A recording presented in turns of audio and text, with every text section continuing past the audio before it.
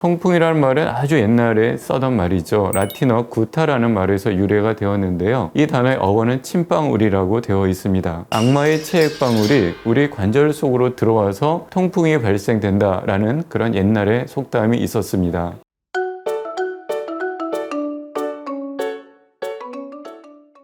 안녕하십니까? 저는 경희의료원 류마티스 내과에 근무하는 홍승재라고 합니다. 오늘 제가 말씀드릴 내용은 고통스러운 통풍 나을 수 있습니다 라는 주제로 말씀을 드리도록 하겠습니다. 우리가 발가락이 아파요 라고 말씀하면서 찾아오는 환자들이 굉장히 많이 있죠. 그런 환자들은 일단 통풍을 의심하게 됩니다. 근데 통풍은 특징적인 통증이 있습니다. 어떤 통증이냐면 갑자기 불에 데인 것 같은 강력한 통증, 시작이 분명한 통증을 갖는 것이 특징이라고 할 수가 있습니다. 그럼 왜 이런 통증이 생기는가? 거기에 대해서 오늘 말씀드리고자 합니다. 통풍을 우리가 역사 속에서 찾아볼 수가 있는데요. 고대 바빌론이나 이집트에 있는 미라들을 보면 거기도 통풍이 발견이 되고 통풍 결절이 있었다는 것이 확인이 된다고 합니다. 굉장히 오래된 질환이다 라고 말씀드릴 수 있겠고요. 또 여러 고대 그림들을 보면 통풍에 대한 그림들이 많이 있습니다. 통풍을 다른 이름으로 하면 왕들의 질환, 질환의 왕 이렇게 표현하죠. 그래서 굉장히 귀족병 또는 왕족병, 왕의 병이다, 황제병이라고도 부르기도 합니다. 그만큼 우리가 통풍에 잘 걸리는 생활 환경에 있는 분들이 통풍에 걸리게 되고요. 또 술을 마시면 통풍이 많이 오지 않습니까? 그래서 저런 그림도 있습니다. 환자들이 술을 마시면 통풍에 걸려요. 그런데 그 통풍의 고통을 잊기 위해서 또 술을 마십니다. 그러면 고통이 줄어드니까 그래서 이게 악순환이 되는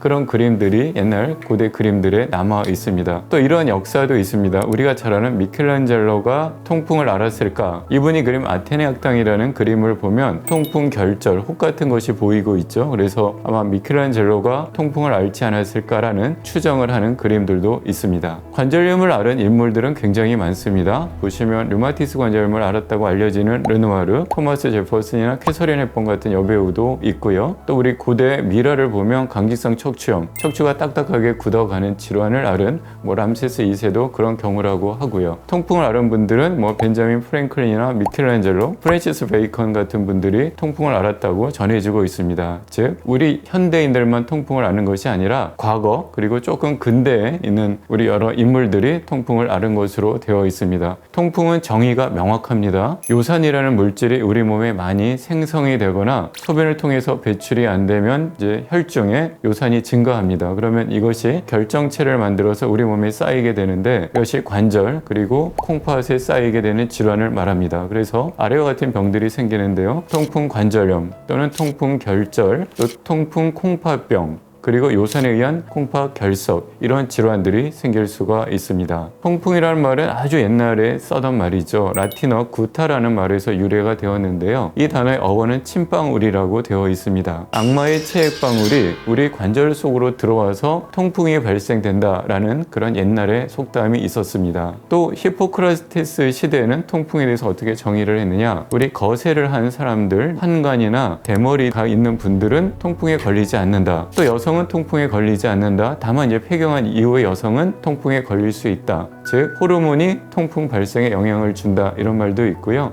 젊은 남성은 통풍에 걸리지 않지만 결혼으로 인해 걸린다는 말이 있지만 요즘은 생활 습관의 변화로 아주 젊은 남성들도 통풍에 많이 걸리는 것 같습니다. 우리나라 통풍 발생을 보면 굉장히 증가하고 있죠. 해가 갈수록 굉장히 많이 증가하고 있습니다. 지금은 염증성 관절염에서 가장 많은 것이 통풍 관절염이다 라고 우리가 알고 있습니다. 그럼 왜 통풍 환자가 증가할까요? 이런 데이터를 분석해 보면 가장 많은 것이 확실히 수명 연장, 우리 노인들이 증가하는 우리 인구학적인 변화에 의해서 통풍이 많이 증가하고 있고요. 또 식생활의 변화죠. 우리가 요산이 많은 음식을 먹게 되다 보니까 또 통풍이 증가하게 되고 또 비만이 통풍의 원인이 되고요. 또 만성 콩팥 질환이 증가하면서 통풍이 증가하고 있습니다. 요즘에 약제를 굉장히 많이 드시는데 이런 약들이 우리 몸에 요산을 올립니다. 그래서 통풍이 생길 수도 있습니다. 이런 요소들이 복합적으로 작용해서 우리 통풍 환자가 증가하고 있습니다. 통풍을 보면은 요산이라는 물질, 퓨린이라는 물질의 대사 산물이 되겠는데요. 이거는 음식으로 섭취를 하거나 아니면 우리 몸에 세포가 분해되면서 생깁니다. 그럼 우리 몸의 혈중에 퓨린 대사 산물인 요산이 증가하죠. 정상적으로는 이 요산이 콩팥으로 배설이 되거나 아니면 유장관으로 배설이 됩니다.